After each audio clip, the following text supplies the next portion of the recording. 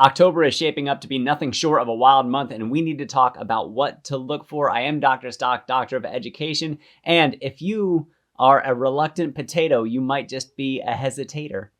October is going to fire off at us. No shortage of economic reports, especially where jobs and inflation are concerned. And it is front loaded in the first half of this month. And then the back half of that, we have earnings that we have to look out for. And I'm going to talk about each of those in this video. And I will also tell you about your free stocks from Moomoo, where you can see my buys and sells through my portfolio for how I'm playing this market. And then also my options course that I'm building out, available over there right now. So with that said, let's get right over into the economic calendar that we have, and then move on to the earnings and what to watch out for there. So we start off with manufacturing information on Monday, October the 2nd. And then when we get to Tuesday, we have the JOLTS job openings at 10 a.m. That is most definitely going to be a catalyst for the markets. And I wouldn't be surprised if the market was red leading up to that time on Tuesday. I think that's the bigger of the two catalysts so far that we're watching for. So be watchful on that on Tuesday, especially if Monday's a nice green day for us. We'll see, or maybe even Monday's red and Tuesday morning's red leading up to 10 a.m. And then at 10 a.m. we get that information.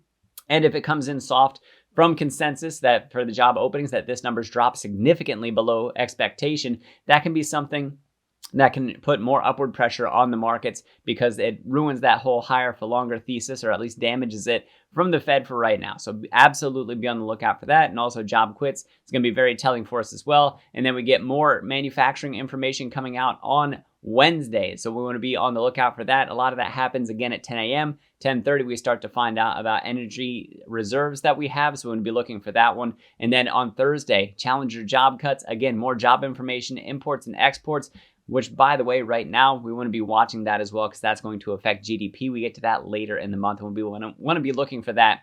Then we go into Friday, non-farm payrolls. So this week, it just has a minefield to look out for coming up. And so it is possible that we do have a strong price rally and that we get good information, then it keeps that rally going. We start to really play that battle of retest that I talk about before we go back and retest and possibly break resistance, although I don't think it pushes us back up to the top. And we will look at the charts next after this. So let's move on to the following week, which, notice it goes right from Friday to Tuesday. We have a Monday off, and that's of the following week. So that's October 9th. The markets will be closed. I believe it's an observation of Columbus Day. And so that takes us right into Tuesday.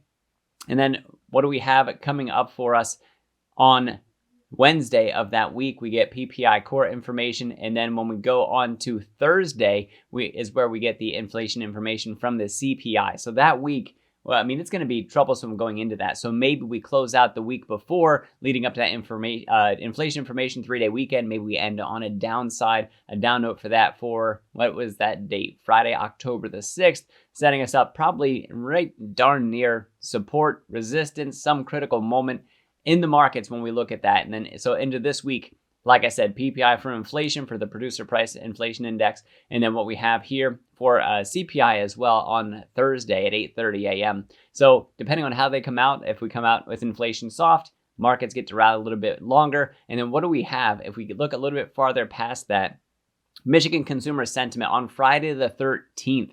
So that's going to be huge for us. So this is the big consumer sentiment one that we have, by the way, and also anything to do with consumer inflation expectations, which I believe is also this month. We're going to be watching for those, because if we see inflation expectations coming down, that's good. But when we talk about how the current conditions of the economy looks, that's also something that we want to be watching out for. So if that starts to deteriorate, that can also put softness in the markets.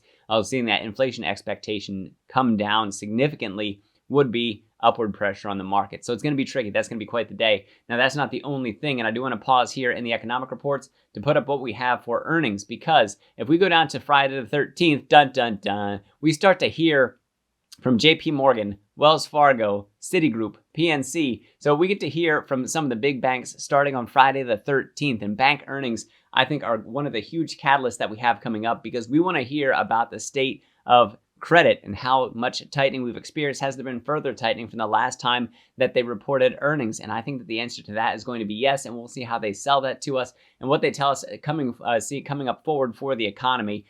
All that is really, really, really going to be impactful and crucial, and I think that is going to weigh on the markets leading up to that day. So possibly we see that on Thursday, because I believe they do say the AM is the time, so before the market opens when we hear from that. So that means that Friday could be a very critical day, Friday the 13th. Dun, dun, dun. So be on the lookout for that. And then we go into Charles Schwab, and you see we have Bank of America, Goldman Sachs on Tuesday the 17th. So we go right from, actually, let me put this up here because you couldn't see that. So Friday the 13th, there you go. JP Morgan, Wells Fargo, and PNC, Citigroup, those are all that day. Charles Schwab on Monday, and then we have Bank of America, Goldman Sachs, Bank of New York, Mellon also coming up, and those are all, banks are typically in the AM hours, and that's what they say here. So we're going to be on the lookout for those. Go right from hugely impactful jobs information, inflation information, and consumer sentiment, and then we go right into the earnings season from there, and it is going to be quite the kickoff, and it's going to be a wild ride. So I think the volatility